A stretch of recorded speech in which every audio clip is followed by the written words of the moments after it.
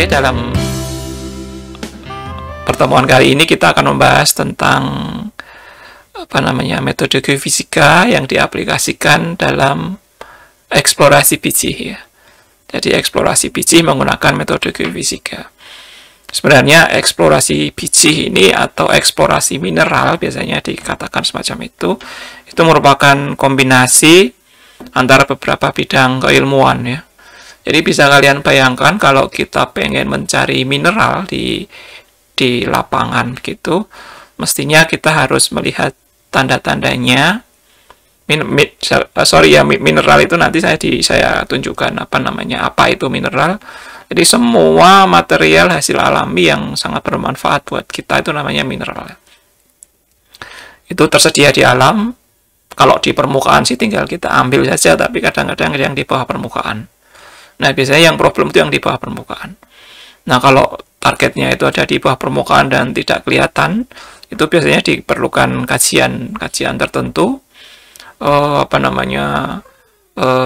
supaya bisa diperhitungkan dengan baik begitu ya. Membutuhkan berbagai macam bidang ilmu.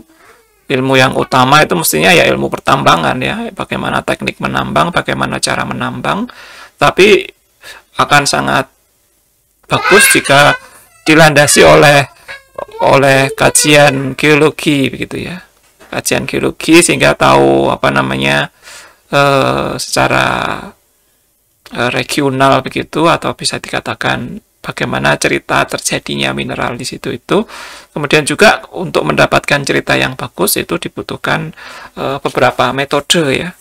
Salah satunya adalah metode geofisika yang nanti outputnya adalah citra bawah permukaan yang bisa digunakan untuk menggambarkan atau untuk mensupport kajian geologi di situ. Tentu saja bukti akhir ya itu mestinya dengan pemboran. Dengan pemboran kemudian sampelnya diambil, itu akan bisa didapatkan bukti ya bahwasanya mineral itu ada apa tidak sesuai dengan kajian geologi itu tadi. Oke, lah kemudian setelah diambil ya otomatis harus diproses lebih lanjut ya sehingga mendapatkan hasil yang bermanfaat gitu. Oke, itu introduction-nya. Jadi kira-kira review singkat ya dari eksplorasi biji ini. Oke, jadi kita kembali lagi ke slide ya. Jadi materi setelah UTS itu kira-kira semacam ini, kita sudah lihat kemarin. Ya, yang nomor 1 ini cukup banyak ya. Jadi yang nomor yang saya sajikan nomor 4, yang nanti nomor 5 itu akan saya berikan secara offline ya lewat video. Nah, awalnya kita didahului oleh gambar semacam ini. Ini untuk yang mahasiswa yang kuliah di geofisika, yang prodi geofisika, itu mestinya tahu ya bahwasanya ini merupakan salah satu siklus batuan yang ada di alam atau di bumi ya. Nah, kita bisa lihat ada 3 kelompok batuan besar, yaitu batuan sedimen, batuan beku, dan batuan metamorf ya. Nah, ini gambarnya siklusnya semacam ini kira-kira ya. Kita mulai saja misalkan dari batuan beku yang sudah membeku ini ya. Sudah membeku, kemudian ini bisa muncul ke permukaan, kemudian akan mengalami pelapukan. Pelapukan ini kemudian akan mengalami erosi, mengalami transportasi, mengalami pengendapan, akan menjadi batuan sedimen. Batuan beku pula, kalau dia masih berada di dalam, kemudian dia mengalami tekanan dan suhu tinggi, dia akan berubah menjadi batuan metamorf.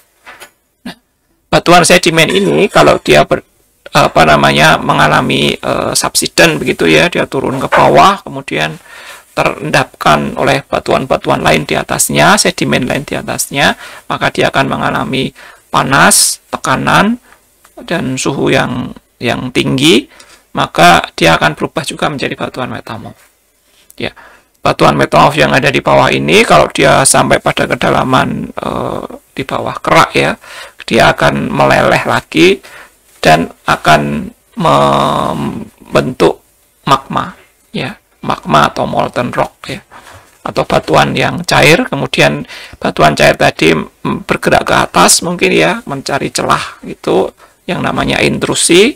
Kalau yang sampai keluar namanya ekstrusi, menjadi batuan beku, ini igneous. Nah, kira-kira dari siklus batuan semacam ini, mineral itu terjadi ketika cooling ini ya, ketika proses cooling ini. Ini proses yang terjadi terjadinya beberapa mineral baru akibat dari beberapa mineral lama begitu yang kemudian terkena panas dan terkena cairan atau fluida dari magma, kemudian mineral tadi akan berubah bentuk. Ya, misalkan saja dari yang karbon begitu, yang didominasi oleh batuan gamping begitu ya, ketika terkena magma itu dia bisa menjadi skarn ya, atau potensi mineral, tetapi bentuknya itu blok-blok seperti batu gamping itu berada. Nah, kira-kira semacam itu. Mineral itu bentuknya biasanya pada posisi di sini ini. Ya, pada posisi antara magma dan cooling itu tadi. Nah, oleh karena itu, karena mineral itu biasanya berkaitan dengan batuan beku atau batuan intrusi katakanlah ya, makanya biasanya pencarian mineral itu sering sekali dikaitkan dengan pencarian batuan bekunya ya. Jadi bisa kalian bayangkan kalau saya punya batuan beku yang naik seperti ini, itu kemungkinan di bagian atasnya sini adalah mineral ya, mineral. Atau misalkan saya punya suatu urat begitu ya, kayak fissures ya, kayak lubang-lubang yang ke arah atas begitu, kemudian ada cairan hidrotermal yang panas itu naik ke atas, maka itu juga akan bisa menjadi jalur mineral. Cairan hidrotermal yang panas ke atas itu mestinya di bawah ada batuan bekunya. Nah, jadi orang mencari mineral itu biasanya dikaitkan dengan keberadaan batuan beku. Nah, itu khusus untuk mineral-mineral yang virgin ya, mineral-mineral yang memang dia terbentuk di situ. Ya, memang dia terbentuk dari interaksi batuan beku dengan batuan di situ itu. Karena juga ada beberapa mineral yang sering kita lihat, kalau mungkin kalian pernah melihat orang mencari emas di sungai gitu ya. Mencari emas di sungai. Nah, kalau mencari emas di sungai itu berarti mineralnya itu tidak terbentuk dari proses seperti itu, tapi itu terbawa ya, tertransport yang kemudian terendapkan pada tempat yang tertentu. Nah, itu disebut sebagai placer nantinya ya, placer deposit. Jadi ada deposit yang benar-benar terbentuk pada saat proses pembekuan batuan beku, tapi juga ada mineral-mineral yang keterdapatannya itu di aliran-aliran ya, di aliran air atau di tubuh sungai dan sebagainya. Ya, tapi tidak mudah ya dipencari di tubuh sungai itu, karena logam-logam yang dicari sebagai mineral yang ada di tubuh sungai, katakanlah emas misalkan ya, itu berat sekali ya. Jadi dia adanya di bawah ya. Dia tidak ikut bersama dengan pasir. Dia adanya di batu-batu begitu. Jadi kalau kita ngambil biasanya yang ada batu-batuannya begitu. Jadi tidak di pasir. Kalau di pasir biasanya tidak ada potensi emas itu ya. Oke, kalian juga mungkin pernah melihat pasir besi ya. Kalau ada di daerah Parangkusumo atau pantai selatan itu ke arah barat, itu akan ketemu pasir yang banyak besinya, yang warnanya hitam-hitam, itu ada besinya, ada Fe-nya. Nah, itu besinya itu tidak terjadi di situ, tapi dia tertransportkan dari daerah yang lebih tinggi karena mengalami weathering ini, kemudian erosi dan tertransport, kemudian terdeposisi.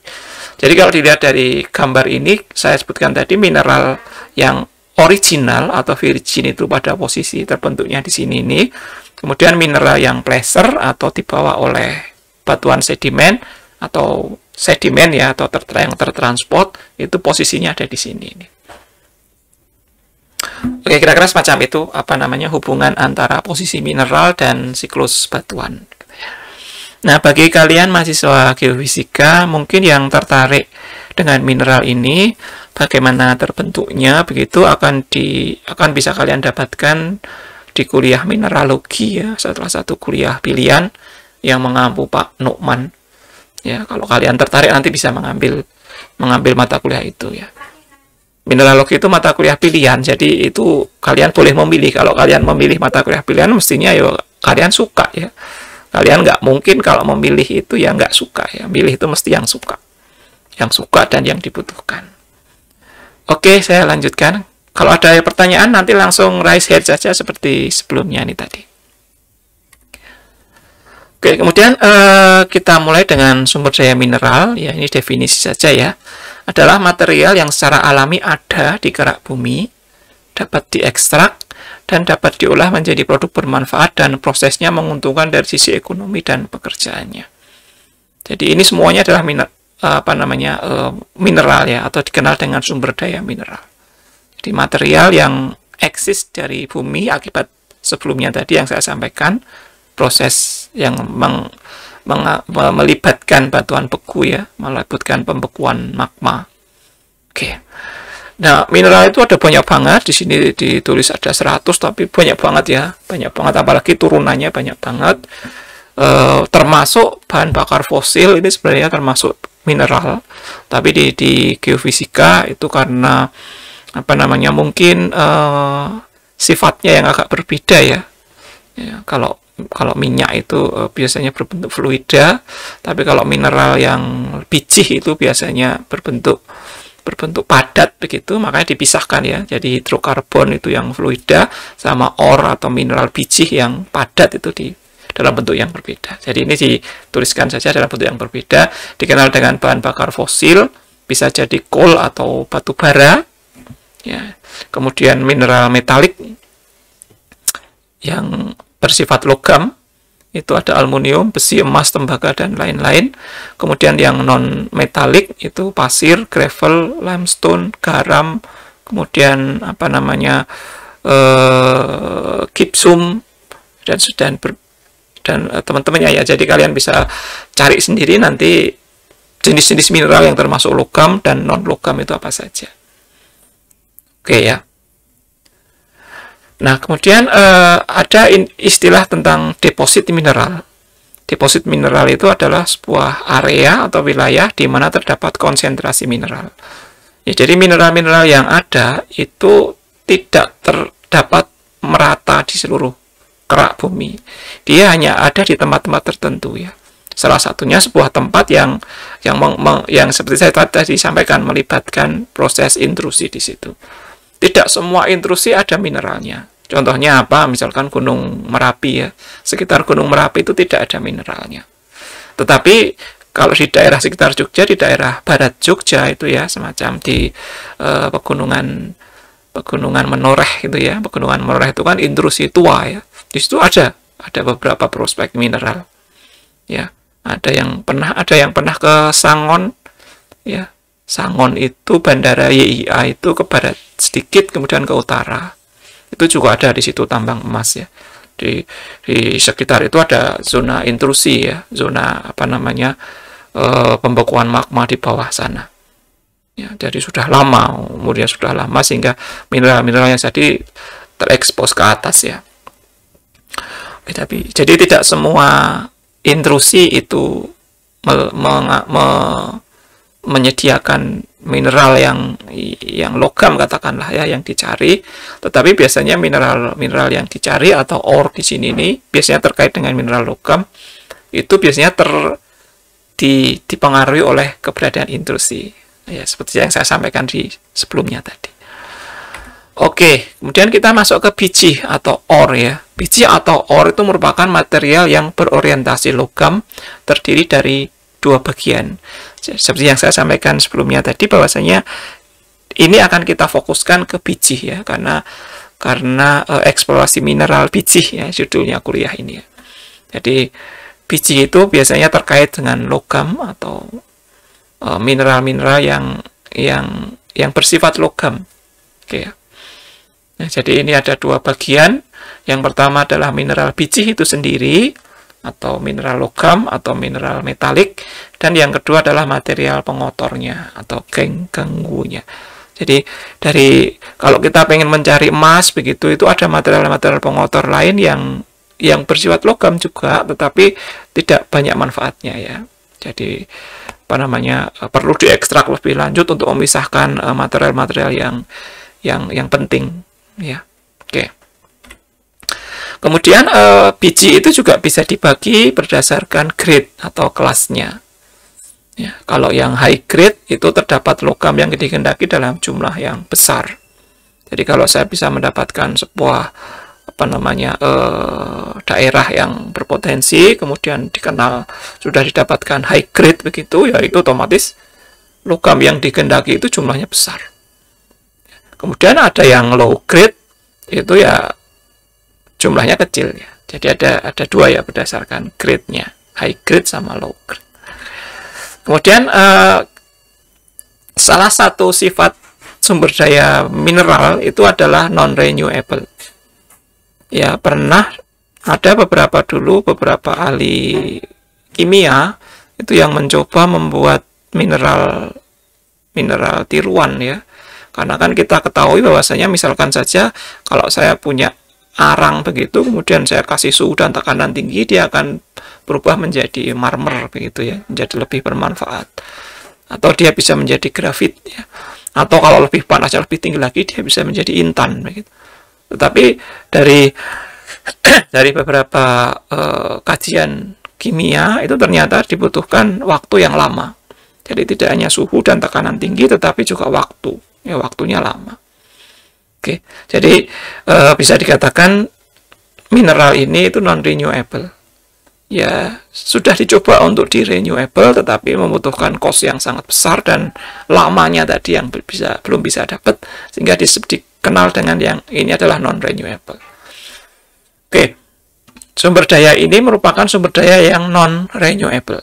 Ya, dia tidak bisa diperbarui. Ya, artinya ini ya, tidak dapat diperbarui. Sebenarnya bisa diproduksi dan disediakan oleh alam, tetapi membutuhkan waktu yang sangat lama. Ya, jadi mineral ini tadi seperti saya sampaikan di depan tadi, itu bisa disediakan oleh alam, tapi memang butuh waktu yang lama ya. Lamanya tidak hanya 1 tahun 2 tahun ya, tapi jutaan tahun. Ya, jutaan tahun ya, lama sekali. Oke, nah kemudian biji yang didapatkan dari proses penambangan itu dikenal dengan mineral biji atau ore mineral. Itu adalah biji yang diinginkan, dan ganggu atau pengotor itu dengan harapan nanti kita bisa memisahkan ganggu itu tadi atau pengotor tadi dengan biji yang nanti akan menghasilkan tiling. Jadi seperti halnya kalian mungkin pernah mendengar tiling begitu ya, atau misalkan gangguan alam ya dari pembuangan tiling itu memang benar ya.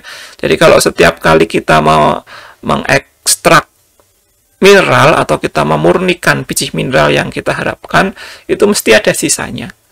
Sebagai contohnya yang paling sederhana, dulu saya pernah lihat di daerah Wonogiri gitu ya, sama di Purworejo, itu saya melihat sendiri bagaimana cara penambang tradisional itu memisahkan mineral emas yang berada di dalam bubur batuan yang digerus ya, yang dia masukkan di dalam sebuah wadah begitu, itu diberikan logam berat, dicampur logam berat di situ, maka logam berat itu akan mengikat biji emasnya, akan terikat dengan logam berat, kemudian dicoba yang sisanya tadi dibuang. Jadi cara mengekstrak biji yang diinginkan itu ada berbagai macam ya, salah satunya dicampuri dengan material yang lain sehingga material itu akan mengikat biji yang diinginkan, seperti itu tadi. Nah, ternyata air yang dibuang atau lumpur yang dibuang setelah dicoba dipisahkan ya, air raksa tadi ya, yang mengikat emas tadi, sudah ada emas di dalamnya, dicoba dipisahkan begitu, itu bisa terbuang. Yaitu buangan tadi namanya adalah tiling. Ya, ini bisa mempengaruhi lingkungan karena kadang-kadang beracun ya, kadang-kadang beracun. Nah, prosesnya banyak sekali. Kalau kalian tertarik itu bisa apa namanya dipelajari sendiri, karena kelihatannya di geofisika tidak ada apa namanya proses pemurnian ya, kuliah tentang proses pemurnian hasil tambang ini ya. Mungkin kalian bisa mencoba memahami sendiri atau mempelajari sendiri. Oke, jadi sampai di sini tadi. Tiling ini biasanya isinya logam beracun. Jadi kalau seperti yang saya sampaikan tadi, itu berarti isinya adalah apa namanya, raksa ya. Nah, itu bisa sangat beracun sekali, karena kalaupun dia hanyut ke sungai, dia ada di bawah, kemudian dia bisa mencemari ikan bisa dimakan oleh kita atau dimakan oleh ikan yang lebih besar, dan dia tidak bisa diuraikan oleh tubuh, juga tidak bisa mengurai, sehingga dia akan mengendap di dalam tubuh kita, menjadi kanker nantinya ya. Oke. Nah, kemudian yang kedua itu biasanya juga dikerjakan yang namanya adalah smelting ya. Smelting itu juga salah satu cara untuk memisahkan biji-biji mineral sehingga kita bisa mendapatkan biji yang diinginkan. Ini adalah cara memanaskan biji untuk memisahkan logam.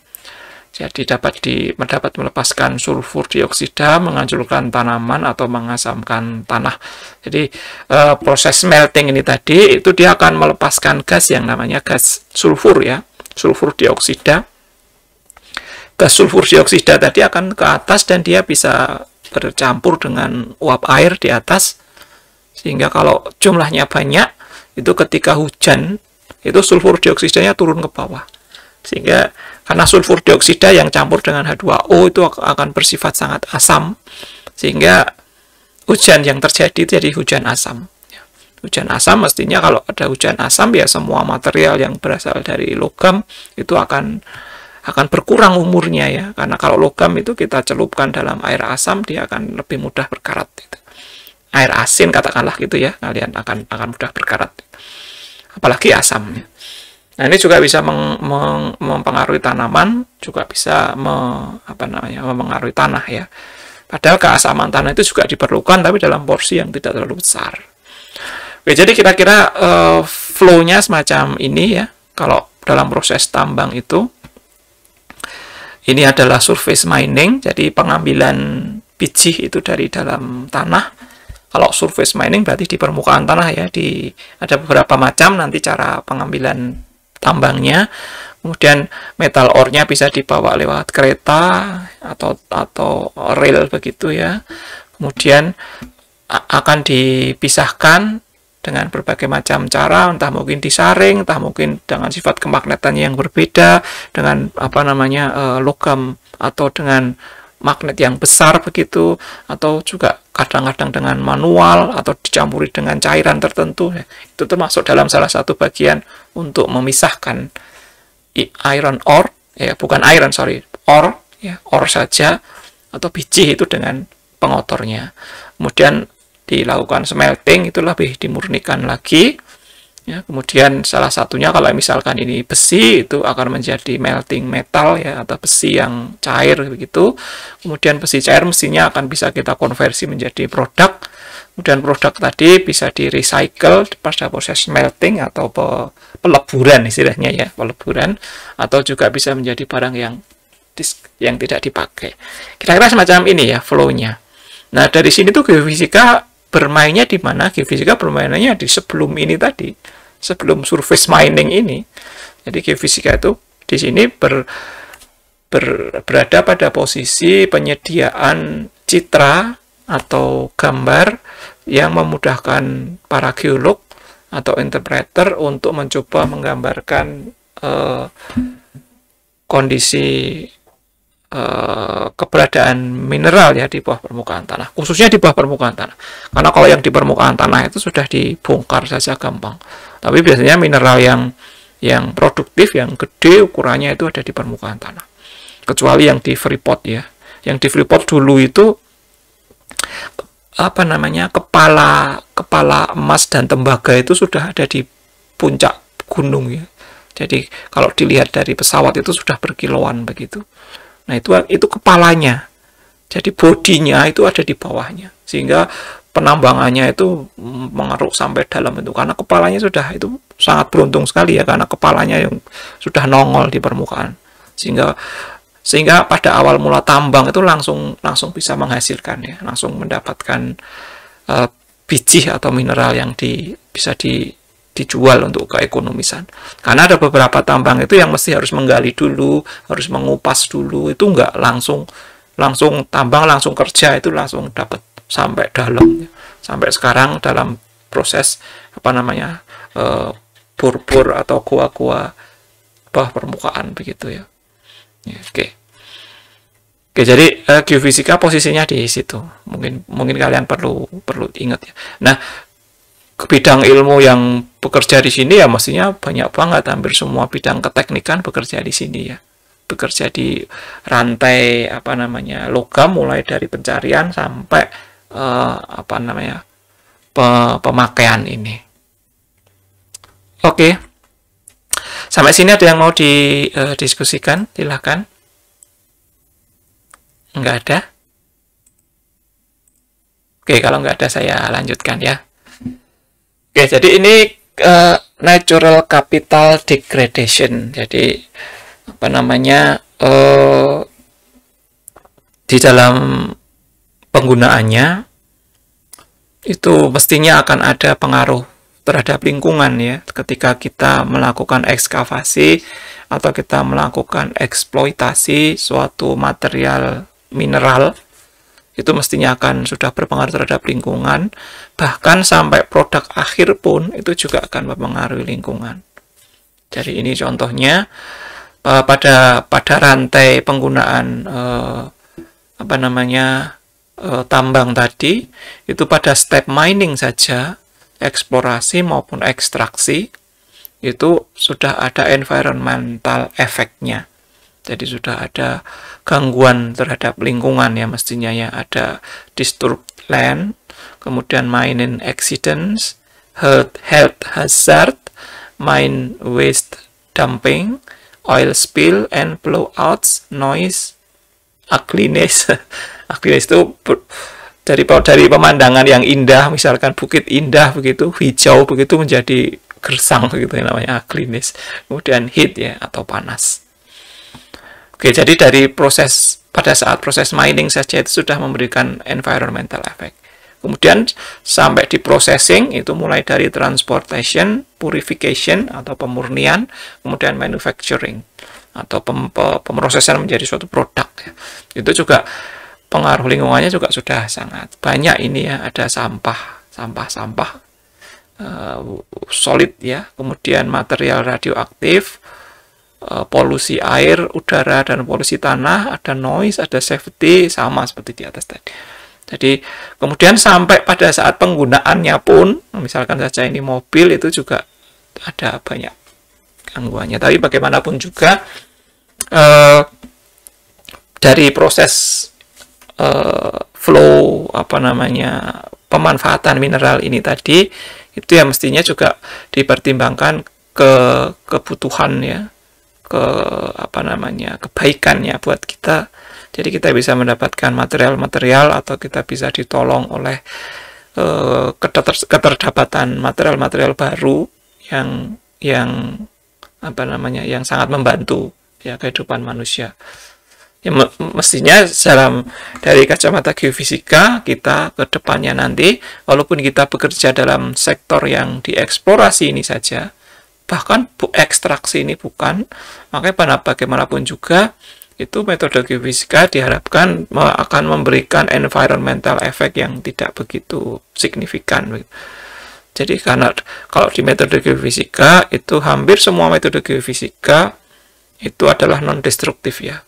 Apalagi metode-metode yang pasif itu mesti non-destruktif. Salah satu metode yang agak destruktif itu mungkin hanya penggunaan sumber getar berupa dinamit begitu ya.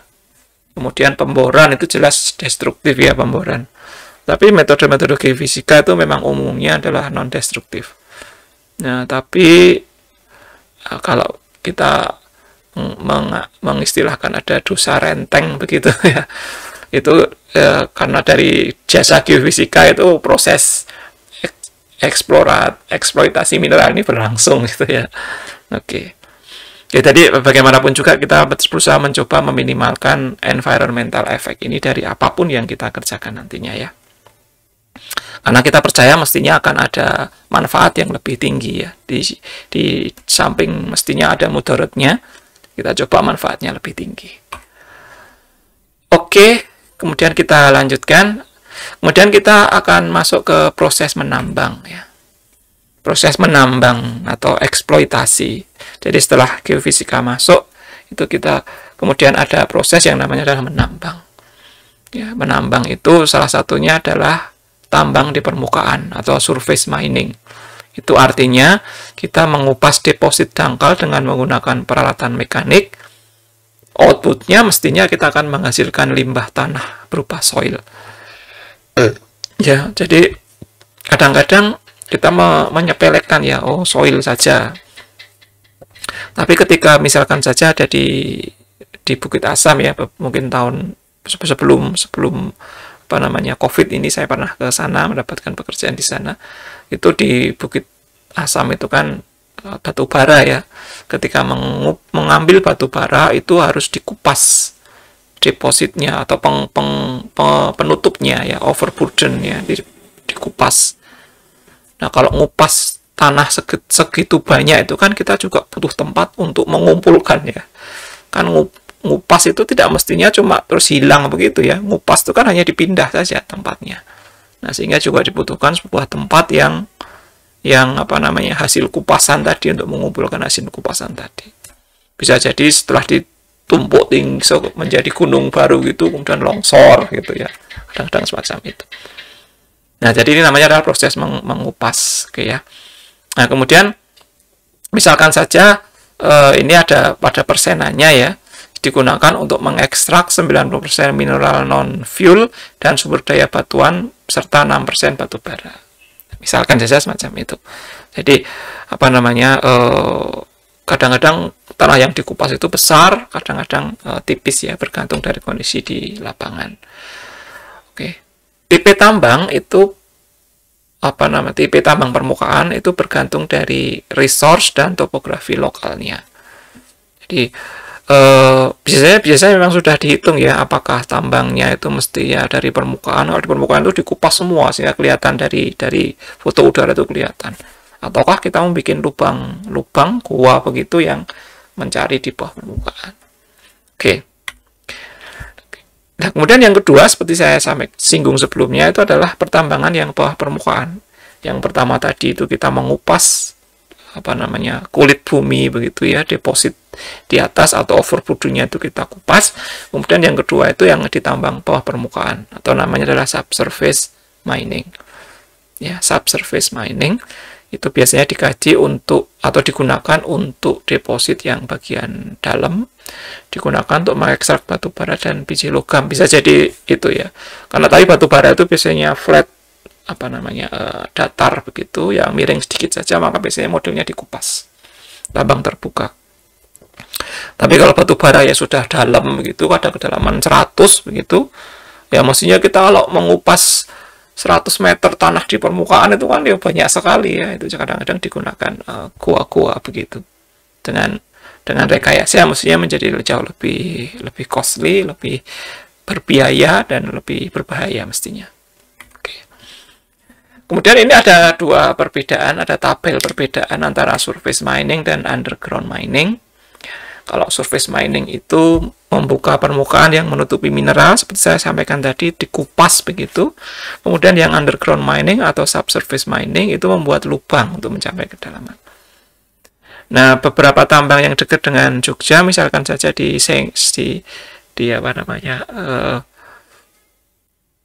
Kulon Progo itu ya, di sebelah utaranya bandara YIA itu tambangnya adalah underground. Jadi itu tambang rakyat tapi underground. Jadi di permukaan itu dibuat lubang begitu, kemudian masuk, ada ya langsung horizontal begitu. Kecil lubangnya, mungkin hanya 1 meter kali 1 meter ke bawah begitu. Atau kurang dari itu, bawah kemudian sampai ke dalam tertentu baru ke sana kemari ya, seperti lubang tikus gitu ya. Oke. Kalau surface mining ini dikenal relatif agak murah ya. Karena membukanya, apalagi kalau penutupnya tipis, itu jauh lebih murah ya. Tapi kalau penutupnya tebal ya otomatis harus jadi mahal juga ya. Ya mestinya sudah ada hitung-hitungannya. Kemudian kalau underground mining biasanya agak mahal karena dibutuhkan sebuah instrumen untuk membongkar dalam bentuk lubang begitu ya, bentuk gua begitu. Kalau surface mining itu relatif aman untuk menambang. Karena biasanya gangguannya itu hanya longsor saja. Ya, longsor kalau gede ya menakutkan ya, bisa mengubur atau ada jalan terputus dan sebagainya. Ya, jadi relatif aman untuk penambang. Tapi yang underground mining itu biasanya adalah berbahaya untuk penambang. Seperti beberapa saat yang lalu ada berita tambang bawah permukaan itu runtuh begitu ya. Jadi jalan untuk lewat penambang itu runtuh sehingga para penambangnya itu terjebak di bawah. Ya kedalamannya tidak main-main ya, kedalamannya ada yang 100, 200, 300 ya, 300 meter dari permukaan tanah. Jadi benar-benar kalau tidak ada listrik kan gelap sekali di bawah itu ya, tidak ada oksigen, itu juga kayak dikubur gitu ya, dikubur hidup-hidup. Jadi relatif kalau dari sisi safety-nya itu yang surface mining itu lebih safety buat para penambang bila dibandingkan dengan underground mining atau subsurface mining. Kemudian untuk surface mining itu dia otomatis akan menimbulkan kerusakan lingkungan yang masif ya.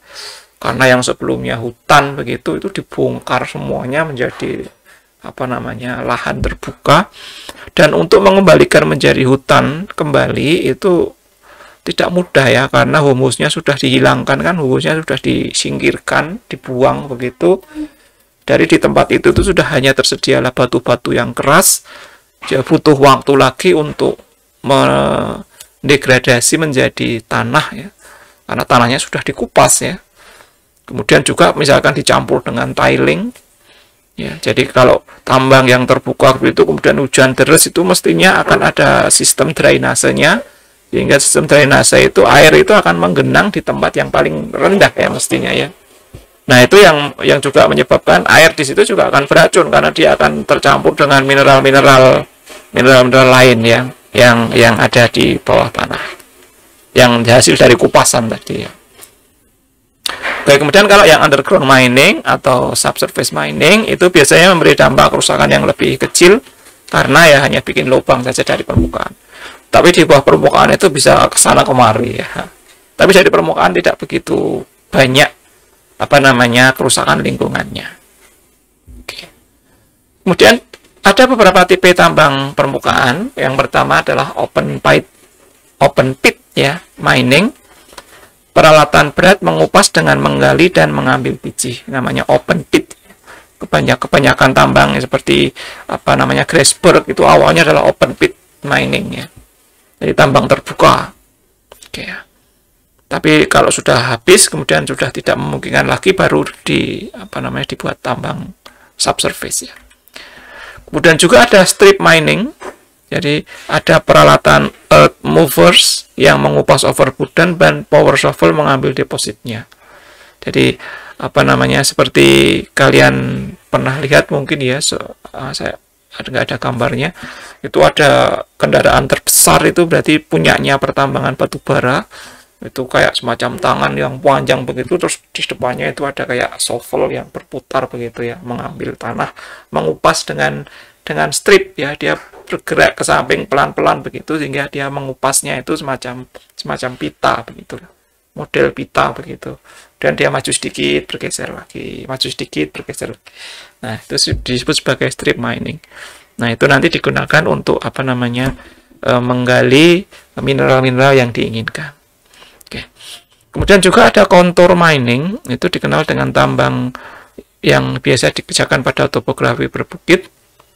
Ya, otomatis harus kontur mining, jadi dibikin semacam terasering sawah begitu ya, karena dengan konsep terasering itu meminimalkan untuk terjadinya longsor, dan yang kedua itu meminimalkan untuk transportasi ya, bisa digunakan untuk transportasi.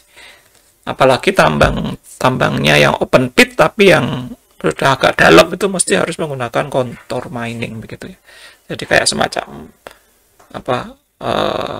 membentuk spiral begitu ya ke arah bawah. Karena otomatis kita harus butuh jalan untuk membawa mineral tadi ke arah tempat pengumpulannya. Oke.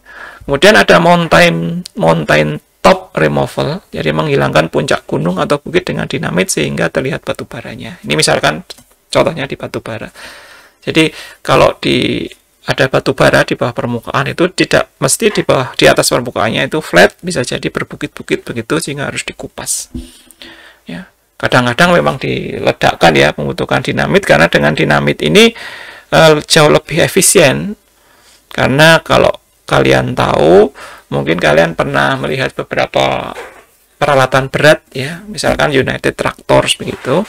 Kita dulu beberapa tahun yang lalu pernah mengikuti yang di United Tractor begitu dari geofisikanya. Itu ternyata peralatan berat atau kendaraan berat yang digunakan untuk misalkan saja untuk bulldozer begitu atau shovel begitu ya, itu ternyata ada tipe-tipenya, dan tipe-tipe itu tergantung dengan kekuatan mesinnya dan tergantung dengan kekerasan tanahnya.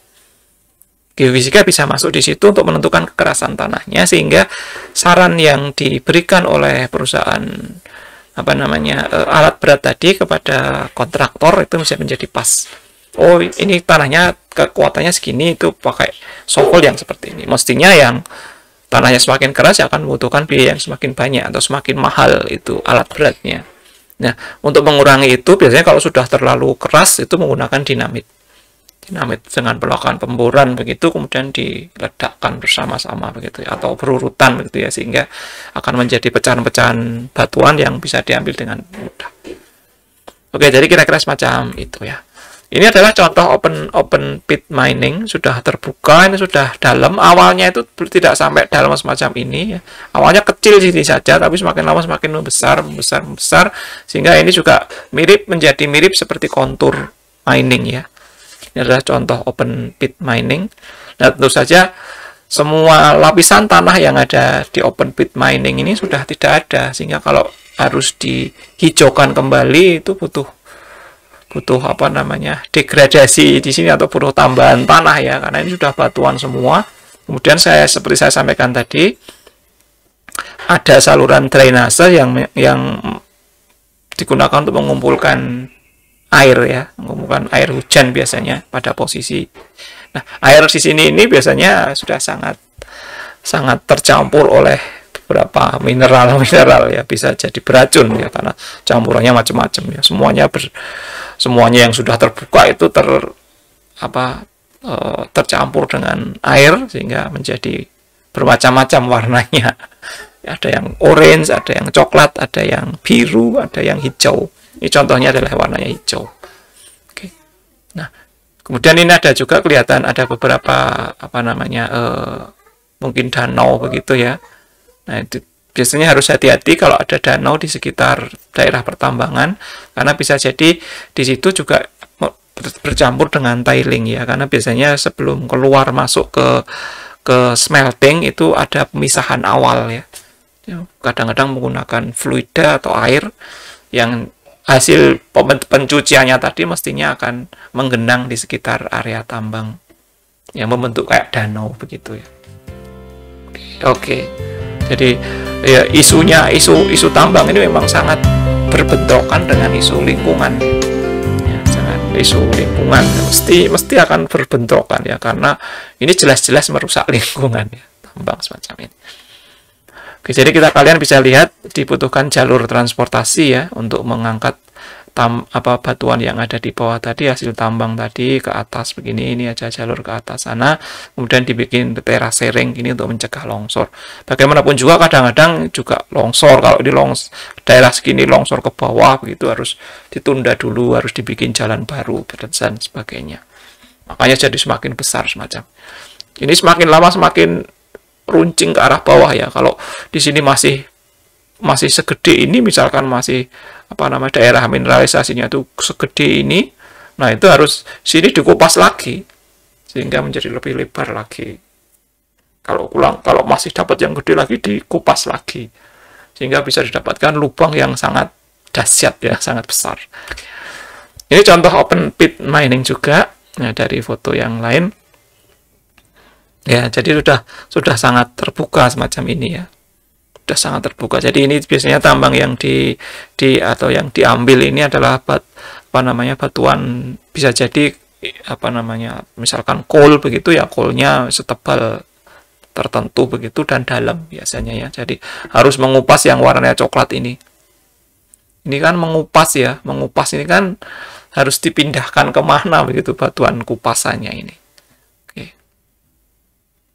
Oke, jadi kira-kira semacam itu. Jadi kadang-kadang kalau untuk memperlebar itu di sini diruntuhkan dulu dengan dinamit ya. Jadi di sini bisa dipasang lubang-lubang begini, kemudian dipasang dinamit, kemudian diledakkan bersama-sama sehingga area segini ini akan longsor ke bawah begitu. Nah, sehingga kemudian bisa diambil atau bisa dari sini menjadi lebih lunak sehingga bisa di-shovel dengan lebih mudah. Oke. Ini contoh adalah strip mining ya. Jadi dari sisi mungkin ada tuh dari ada sebuah alat berat begini yang mengambil dari samping-samping begitu ya. Jadi kayak dari dinding ini dia akan berputar begitu, mengambil dari jalan lagi, mengambil dan seterusnya. Jadi kalian bisa lihat ya, lingkungannya menjadi complicated semacam ini ya. Mestinya kalau musim hujan akan banyak sekali cair fluida yang tergenang di sini. Warnanya tergantung dari mineral yang ada di situ. Oke. Nah, ini contohnya contour strip mining in hilly areas. Jadi keterdapatan coal atau batu bara itu bisa digambarkan semacam ini. Dia berupa bedding karena batu bara itu berasal dari pengerasan ya, mungkin rawa begitu ya, yang kayak akan pohon-pohon tebal begitu, kemudian terendapkan dan dia mengalami suhu dan tekanan yang agak tinggi sehingga mengeras, membentuk coal ya, membentuk batu bara. Kalau dia semakin keras lagi akan membentuk marmer. Ya, oke. Nah, pada suhu yang pas dia akan membentuk batu bara. Jadi semacam ini, itu cara ngupasnya ya bisa semacam ini. Ini dikejar terus sampai habis biasanya. Ya, sampai habis, sampai mepet. Nah, misalkan ada tanah yang belum punya dia itu ya digali tisu, kemudian kalau ada kesempatan dibeli, kemudian digali lagi. Oke, jadi kira-kira semacam ini ya. Ini kalau kalian tahu coal seam ini tidak hanya satu lapis, biasanya ada beberapa lapis. Ada beberapa lapis coal begitu, ada 4 atau 5 atau bahkan lebih begitu ya. Sehingga menggalinya itu kadang-kadang yang atas ini dikupas dulu semuanya, kemudian baru dapatkan coal yang lapisan pertama. Tapi kadang-kadang juga semacam ini dari sisi ini di atasnya dibersihkan, kemudian coalnya diambil gitu. Oke, ini adalah contoh mountain top coal mining ya. Ini mirip seperti yang terjadi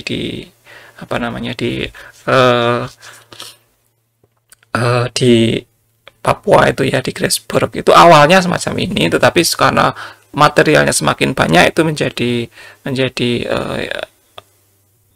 terracering itu tadi ya, yang menjadi open pit yang bentuknya seperti cone itu. Jadi ini mengupas bagian atas dari bukit atau gunung.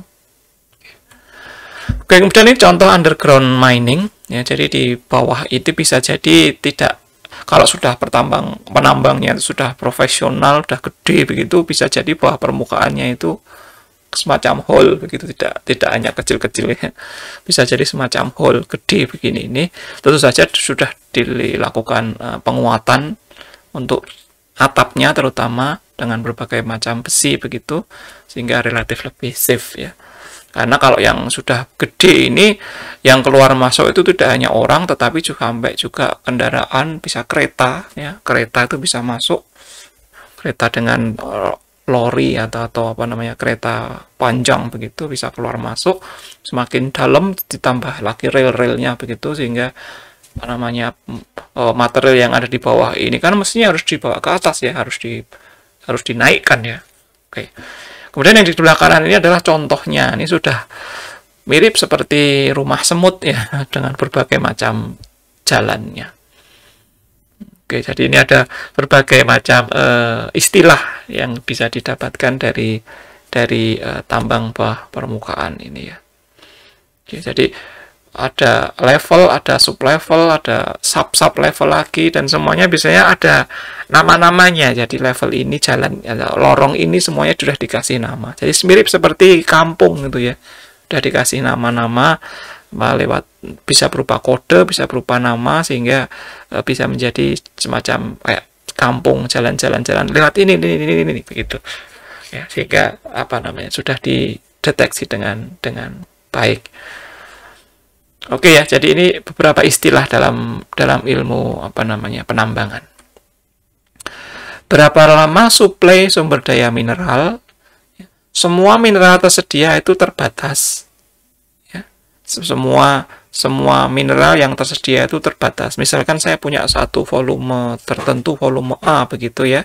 Pada awal ditambang itu otomatis impact lingkungannya tidak terlalu banyak, karena baru kecil ya menambangnya. Tetapi semakin pada masa sampai habis, semakin depleted istilahnya, mengalami depletion atau apa namanya, sumber tambangnya tadi itu sudah menipis, jumlahnya sudah kecil, itu impact lingkungannya akan semakin besar. Ya otomatis karena apa namanya yang digali sudah semakin besar, mungkin sisa-sisa tiling yang diproses di situ juga semakin banyak, jadi impact lingkungannya menjadi semakin besar. Oke. Nah, dari sini apa namanya deposit yang ada di kerak bumi ini yang paling melimpah adalah besi sama aluminium dalam bentuk bauksit ya. Aluminium dalam bentuk nodul-nodul yang di dalam tanah, atrasi ya, dalam tanah begitu. Kalau besi itu kadang-kadang dalam bentuk bongkah ya. Besi itu kalau di material aslinya itu berbentuk bongkah warna hitam besar sekali. Saya pernah ke Flores, di atas sebuah bukit di utara danau, apa lupa saya itu ya, di Maumere ya, di sekitar selatannya Maumere itu ada bukit begitu yang diukur dengan magnetik, itu ternyata overscale terus di atas itu. Ketika dilihat ternyata itu adalah gunung besi. Jadi batu besi istilahnya, bukan pasir besi tapi batu besi. Batu besi tadi bisa lapuk kemudian terbawa aliran bisa menjadi pasir besi yang seperti kita dapatkan di apa namanya di Kulon Progo gitu. Itu ada bukit besinya mestinya di sebelah utara yang membawa pasir besi, yang menjadi sumber dari pasir besi itu tadi. Nah, besi itu kalau bisa mendapatkan sampai apa namanya core-nya atau batu besinya, itu berarti jauh lebih mudah ya, karena sudah dapat dalam bongkah-bongkah besi yang ukurannya besar. Oke ya. Bisa, tapi pasir besi juga sebenarnya sudah bisa kalau banyak sekali.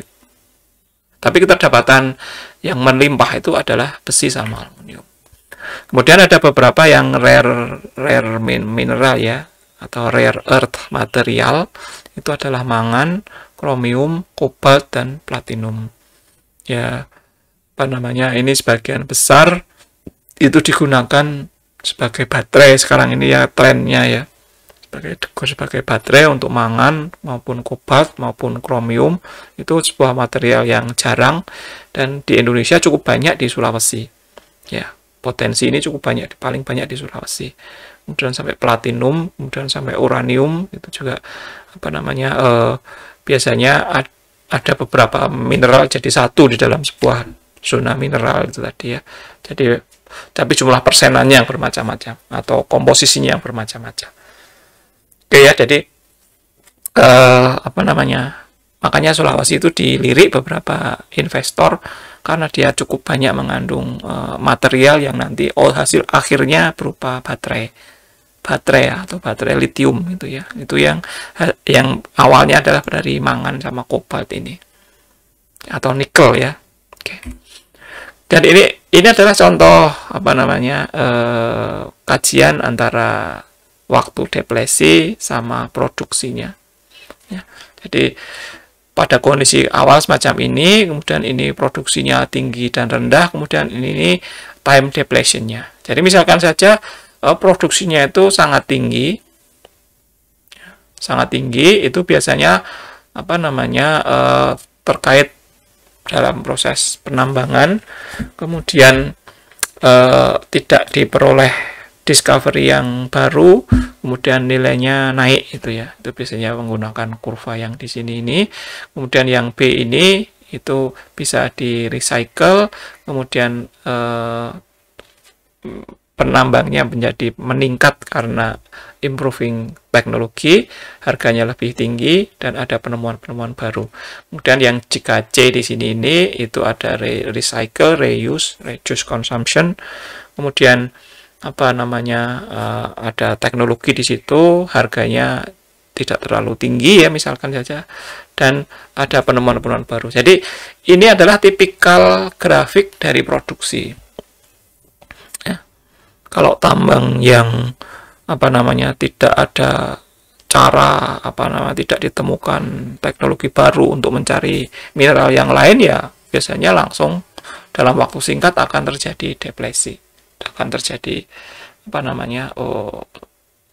bisa dikatakan habis begitu karena tidak ada teknologi, tidak ada discovery yang baru.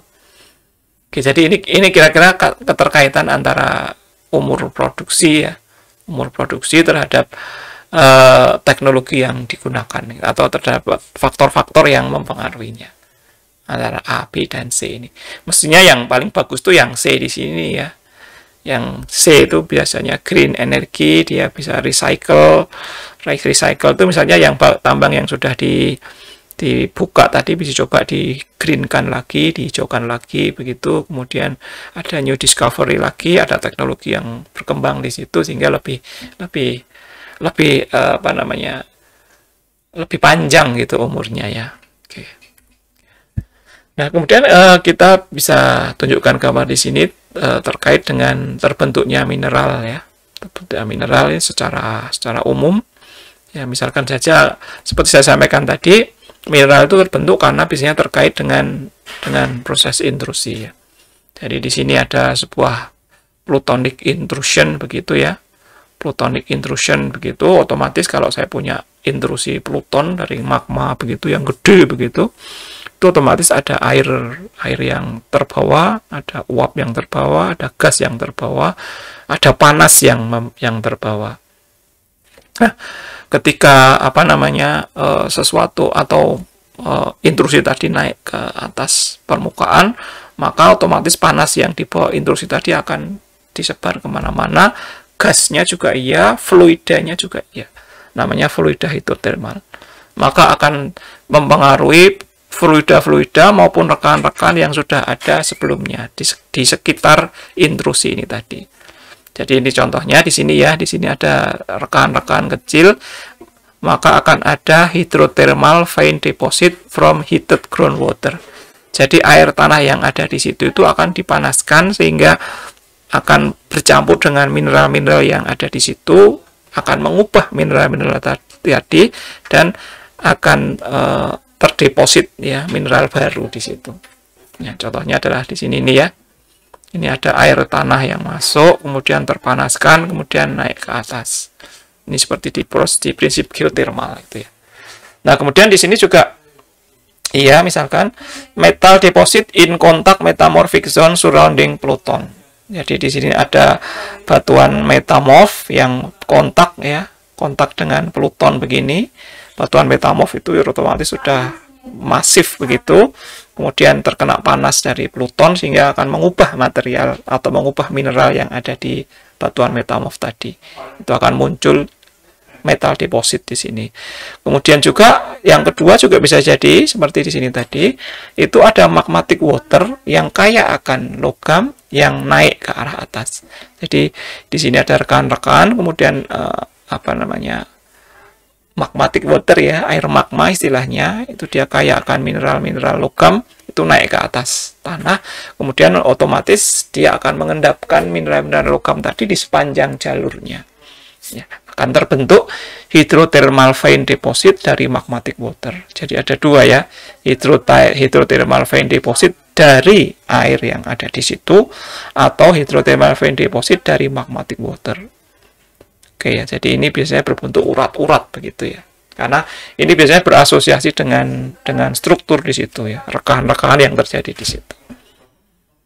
Oke, jadi kira-kira seperti ini. Kemudian di bagian atas bagian atas, di bagian puncak dari sebuah intrusi pluton yang gede itu juga akan terjadi pendinginan lava atau pendinginan magma yang di situ juga akan berubah mineral-mineralnya menjadi mineral-mineral logam, ya, mineral-mineral logam. Jadi di bagian kepala dari Pluton ini adalah mineral-mineral logam.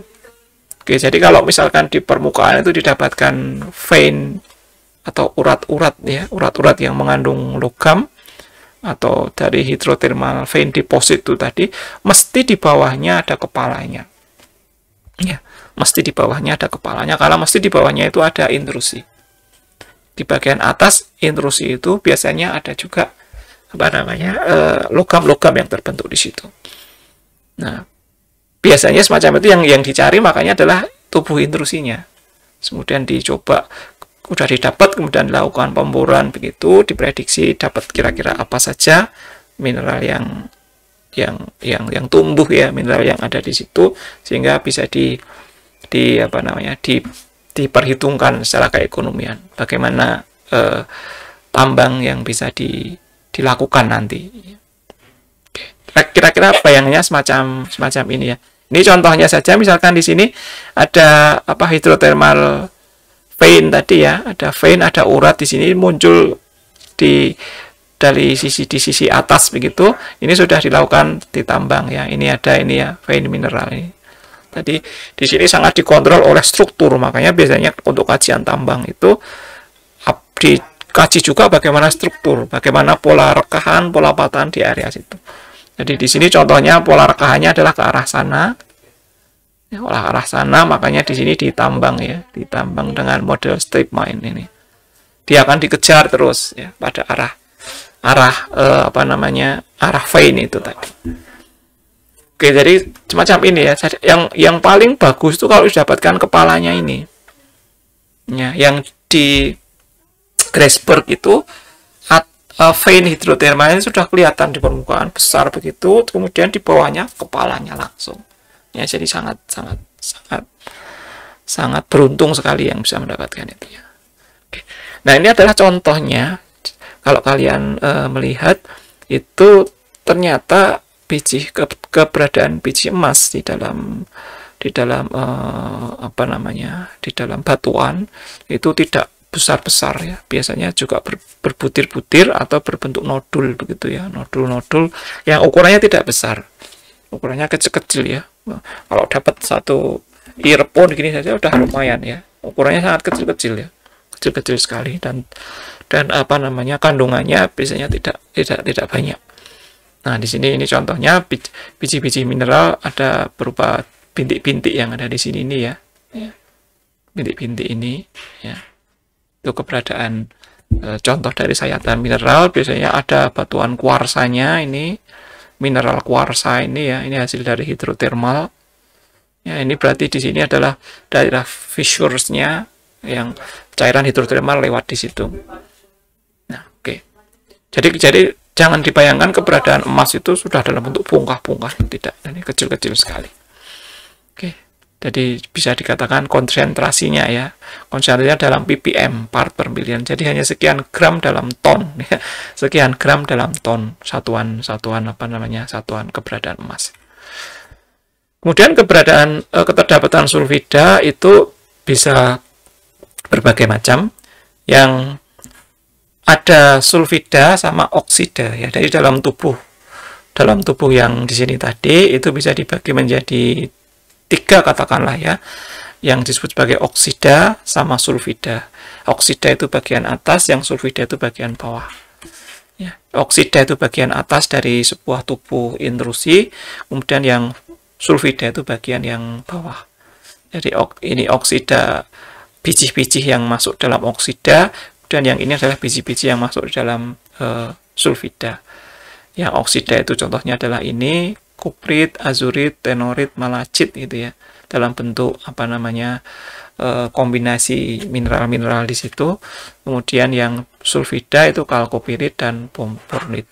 Di dalam sulfida ini maupun oksida ini itu terkandung mineral-mineral yang sangat dibutuhkan, ya. Jadi bisa diekstrak, ya, harus diekstrak untuk bisa mendapatkan apa namanya, misalkan yang ini itu kayak akan CU-nya ya, ini CU-nya cukup banyak, kuprit itu CU-nya cukup banyak, harus bisa dipisahkan CU-nya ini dari O yang ada, harus bisa dipisahkan ya.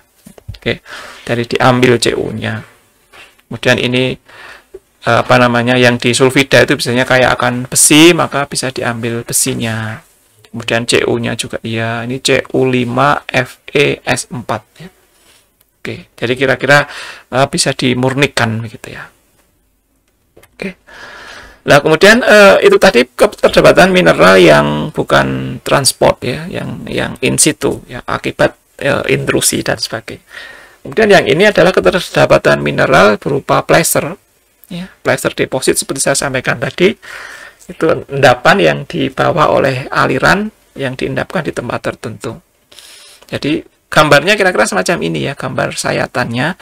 Ini adalah urat tadi, yang sebelumnya tadi ada urat yang kaya akan emas, kemudian karena dia ada di dinding, dia mengalami perlapukan, kemudian dia akan longsor ya, longsor ke arah di sini ini ya. Kemudian dari rang longsor ini kadang-kadang terkena banjir, begitu dia akan berpindah ke tempat di sini lagi ya. Kemudian dia juga akan terkena oleh, mungkin akan terbawa sedikit pelan-pelan begitu oleh aliran. Kalau alirannya kenceng, mestinya seberat apapun juga akan ikut berpindah begitu. Kemudian dia mengendap di sini ini. Ya. Kemudian mungkin juga dia ada di tempat yang lain, kemudian tertimbun dan sebagainya ya. Jadi menjadi bench placer deposit. Nah, jadi intinya kalau kita mendapatkan placer deposit mesti di hulunya sana atau di bagian atas itu mesti ada outcropnya. Mesti ada outcropnya. Oke ya, jadi seperti contohnya di sini ini apa namanya? Ini adalah di bukit ya, di gunung, di mana outcrop itu biasanya ada. Kemudian ini aliran sungainya ya, aliran sungainya. Jadi apa namanya, kadang bisa didapatkan dari meander ya, dari apa namanya, dari ujung dari channel di mana endapan dari sungai tadi akan terendapkan. Jadi misalkan saja di bagian atas di sini, kalau sayatan permukaannya, sayatan vertikalnya seperti ini, jadi misalkan sungainya tidak rata begitu, maka di cekungan-cekungan sungai ini akan terendapkan ya. Dia terendapkan kenapa? Karena logamnya sangat berat biasanya, berkali-kali lipat dibandingkan tanah atau batuan di situ, sehingga dia sangat berat, butuh arus kuat untuk bisa membawanya, sehingga pas banjir itu biasanya akan terbawa ya. Oke, ini deposit yang pertama, ini dikenal dengan potholes ya. Jadi ada lubang-lubang di dalam tanah di mana tadi akan mengumpul mineral yang ada di situ. Ya. Jadi ini ada di tipikal di bagian atas, kemudian di bagian yang agak menengah di sini misalkan itu ada channel ya. Ada channel kecil akibat sungai tadi harus menerobos batuan yang agak keras ya. Nah, ini batuan agak keras, walaupun di ini ada retak-retak, tapi ini masih termasuk batuan keras sehingga sungainya menjadi mengecil. Maka akan ada aliran yang agak deras di sini, itu bisa ada muncul deposition di sini nih, atau pengendapan di sini.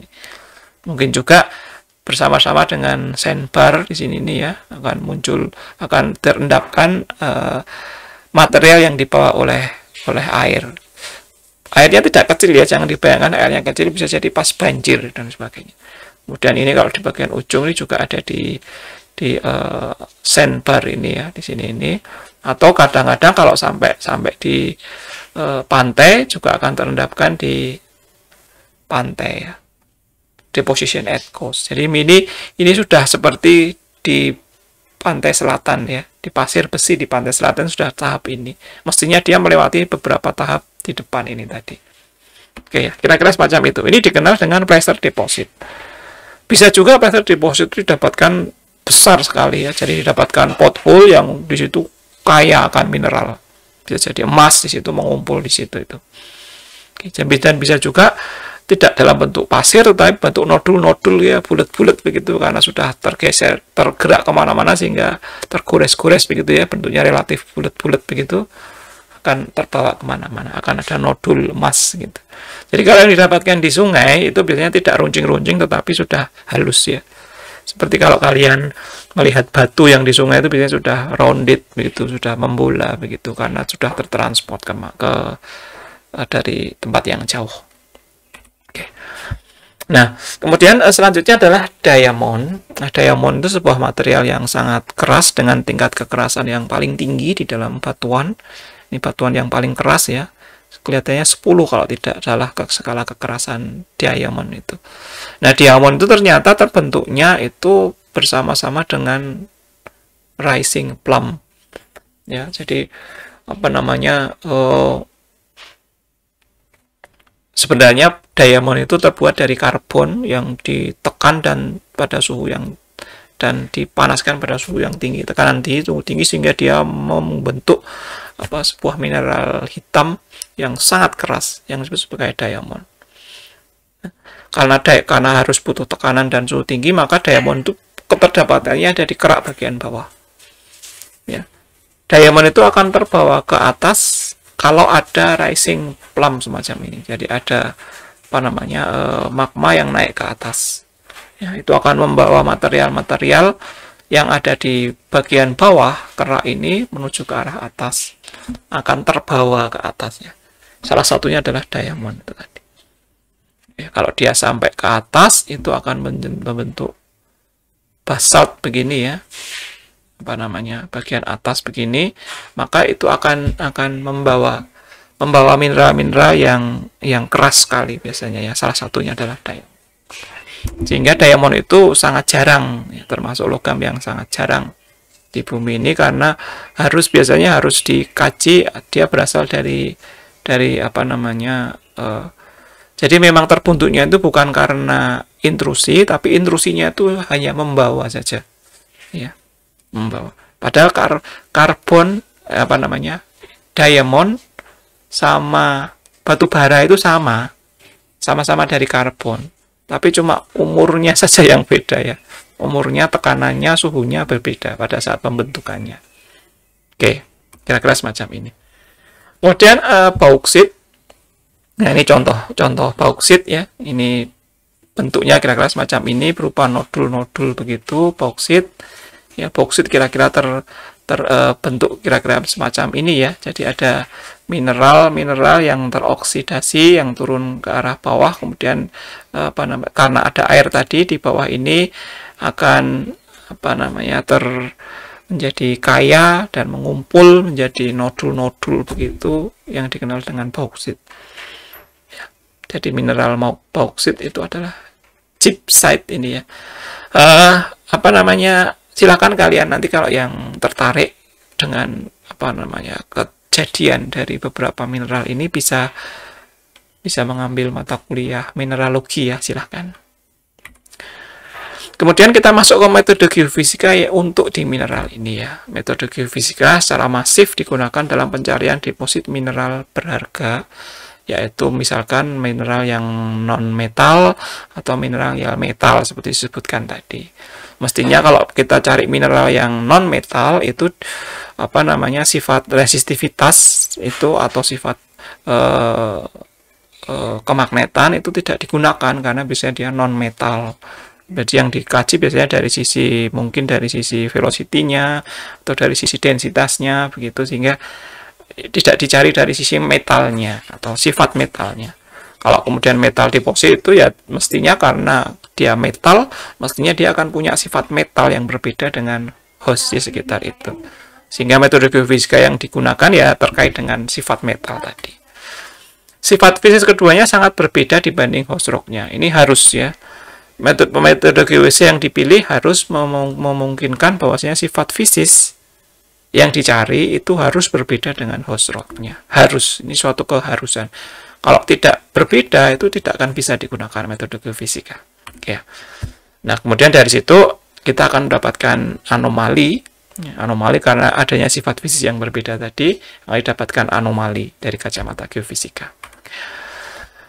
Oke, kemudian tujuan dari geofisika melakukan kajian itu tentunya untuk melokalisasi atau melokalisir daerah yang mineral yang berpotensi untuk bisa ditambang dari sifat-sifat fisikanya tadi. Biasanya untuk kajian awal selain geologi bisa dilakukan survei magnetik dengan EM dan dengan airborne. Nah, jadi ini saya juga sebagai konsultan salah satu perusahaan tambang ya. Dia sedang melakukan survei aeromagnetik gitu ya, aeromagnetik di daerah Sulawesi dan Kalimantan yang dilakukan untuk kajian awal dari data aeromagnetik tadi bisa dicitrakan itu area mana yang kemungkinan menjadi tubuh intrusi, misalkan saja ya kepala intrusinya daerah mana saja, kemudian daerah-daerah yang berpotensi sebagai tambang keberadaan mineral itu tersebar di mana saja. Ini cukup bagus karena sebagian besar mineral logam tentu saja itu biasanya mengandung hematit ya, mengandung hematit atau mengandung magnetite ya. Magnetitenya cukup tinggi sehingga sifat kemagnetannya cukup tinggi sehingga metode magnetik ini bisa masuk ke situ. Kenapa digunakan aero ya, karena biasanya tambang itu kan kondisi virginnya ya hutan begitu ya, hutan belantara begitu, berbukit-bukit, sehingga kalau dilakukan survei yang grounded itu akan costly dan lama. Tapi kalau dengan menggunakan helikopter misalkan saja kita tentukan ketinggiannya 30 meter dari permukaan tanah, di situ jalan 30 meter gitu, 3 hari saja sudah dapat sekian puluh kilometer persegi ya, sekian puluh atau sekian ratus kilometer persegi untuk survei geomagnet. Oke, jadi low cost istilahnya ya, atau biayanya rendah. Ketika satu target ditentukan, geometri detil dan informasi lanjut didapat dari survei darat. Ya, mestinya dari survei aero tadi, kemudian perusahaan tambang tadi sudah mendapatkan lokasi yang bagus, kira-kira kemudian diterjunkan tim site di situ, membuat base camp kecil di situ ya, yang digunakan untuk mengkaji secara lebih mendetil daerah-daerah yang sudah ditentukan dari survei aero tadi. Survei darat memungkinkan informasi detail apakah target atau sampel prospek dan menguntungkan. Jadi mestinya ketika kita survei udara ya mesti kita harus turun ke situ ya, mengambil sampel, menghitung, menentukan cadangan, mengukur ulang sampai didapatkan informasi yang detail apakah menguntungkan apakah tidak. Jadi itu belum tahap eksploitasi ya, baru tahap eksplorasi namanya. Oke. Jika terdapat biji, survei geofisika darat dapat memberikan informasi geometri berupa kedalaman, kemenerusan, dan kemiringannya. Atau geometrinya sehingga lebih fix, lebih mudah dilakukan ekskavasi lebih lanjut. Hal ini akan digunakan untuk menentukan posisi bor eksplorasi maupun arah eksploitasi. Clear ya? Kajian keekonomian atau return ratio namanya, karena awal-awal survei itu kan biaya semua ya, semua itu pakai biaya, itu kemudian dihitung apakah ekonomis apa tidak ya, karena terkait perbandingan estimasi harga dibanding dengan biaya surveinya, umumnya dalam order ratusan, return rasionya itu ratusan ya. Jadi kalau saya mengeluarkan 100% itu saya hasilnya harus 100%. Kalau saya mengeluarkan biaya survei 1000, maka saya harus menghasilkan minimal 100.000, bisa jadi 400.000 atau 1 juta. Jadi harus return ratio-nya itu minimal 100 ya. Nilainya itu tadi ya, nilai ketika dibongkar. Oke. Biji sulfida masif biasanya dianggap sebagai satuan massa besar dengan luas tambang lintang sekitar 100 meter persegi yang tersusun oleh 50% atau lebih sulfida metal. Ini dikenal dengan biji sulfida masif. Beberapa biji mengandung mineral pirrotit dan magnetit yang bersifat magnetit. Jika keberadaan mineral tersebut cukup banyak, biji akan memberikan anomali magnet yang besar, seperti saya sampaikan tadi. Konduktivitas listrik sulfida masif sangat tinggi. Ya. Jadi dia sangat konduktif, resistansinya sangat rendah. Berarti metode IP dan geolistrik bisa masuk. Metode geofisika yang sesuai itu biasanya adalah gravity terkait dengan densitas, magnetik terkait dengan kemagnetan, dan geolistrik atau EM terkait dengan konduktivitasnya. Jadi kira-kira gambarannya semacam ini ya. Jadi kita bisa dapatkan kira-kira ya ilustrasi mineral masif itu semacam ini. Jadi akan didapatkan beberapa mineral yang terbentuk ketika pembekuan dari magma itu tadi ya. Bisa jadi yang bersifat magnetite itu ada di sisi bawah di sini, yang low magnetite ada di bagian atas. Ya, ada berbagai macam jenis ya. Nah, jadi dari sini apa namanya akan didapatkan berupa stok yang gede begitu ya, yang main stok dari zona mineralisasi. Oke. Kemudian di samping dengan biji mineral masif tadi, itu ada biji mineral yang diseminasi. Itu seperti yang di samping tadi ya, yang jadi vein tadi atau urat-urat tadi, itu kira-kira semacam ini. Adalah biji sulfida di mana keterdapatannya agak jarang pada batuan, berbentuk vein, berbentuk speks, volumenya kurang dari 20%. Jadi ini ada vein ini ya. Di sini ada kuarsa biasanya, dan di dalam kuarsa itu di dinding-dindingnya ini kadang-kadang terbentuk logam. Ya, terbentuk logam atau terikat mineral logam di situ. Jadi semacam ini ya. Ini biasanya batuan metamorf atau batuan granit sebelumnya, atau batuan beku sebelumnya. Jadi batuan beku lama yang diterobos batuan beku baru itu juga akan menimbulkan vein ya, menimbulkan mineralisasi. Oke. Nah, ini biasanya metode magnetik kurang karena memang daerahnya itu sparse begitu ya, tidak menyatu, tidak seperti mineral biji yang gede tadi. Ini disarankan metode geolistrik dan EM. Oke. Kemudian bisa juga menjadi dengan IP, karena IP bisa langsung mendetek itu logam apa tidak. Oke, sifat yang dicari dari IP itu adalah susceptibilitas ya, bukan susceptibilitas, apa namanya, chargeabilitas ya, chargeability. Karena kadang-kadang mineral yang dikaji itu akan terganggu oleh keberadaan lempung di situ dari kacamata geolistrik. Ya, lempung itu memiliki konduktivitas yang sama dengan mineral yang dicari biasanya. Ini contoh survei gravity ya, jadi survei gravity dari warna-warna yang merah ini artinya tinggi, gradiennya tinggi ya, ini artinya daerah di situ itu memiliki kemiringan data magnetik yang lumayan tinggi, biasanya terkait dengan keberadaan struktur ya. Struktur juga dicari karena biasanya vein yang muncul di daerah di situ itu terkait dengan struktur yang ada. Salah satunya adalah gravity, ini bisa mengkaji struktur area. Oke. Ini survei geomagnetik ya, ini dari data aero misalkan dapat semacam ini intensitas magnetnya, yang merah itu tinggi, yang biru itu rendah. Ya, ini data yang mengandung magnetik itu kalau di kutub itu mestinya tinggi ya, kalau di ekuator mestinya yang biru, tapi kalau daerah menengah kayak di Indonesia itu adalah dipol ya, akan didapatkan anomali berupa dipol ya, plus minus semacam ini. Ini berarti ada tubuh anomali di bawahnya, ini tubuh anomali di bawahnya. Ini pengukurannya di daerah yang medium ya, tidak di ekuator magnetik maupun di kutub magnetik, tapi di tengah-tengahnya. Jadi didapatkan anomali berupa dipol. Oke, ini contoh survei IP. Ya, survei IP pada bidang begitu ya. Ini size di sini 1 km, di sini juga 1 km.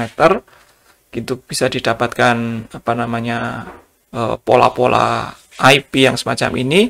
Ini chargeability, yang dicari adalah chargeability yang tinggi, biasanya terkait dengan keberadaan sulfida. Oke ya, chargeability yang tinggi. Ini biasanya pada kedalaman tertentu ya, ini pada kedalaman berapa. Oke, tidak ada informasi, mungkin 2200 ini mungkin ya, 2200 feet atau kurang tahu ya. Jadi biasanya pada kedalaman tertentu.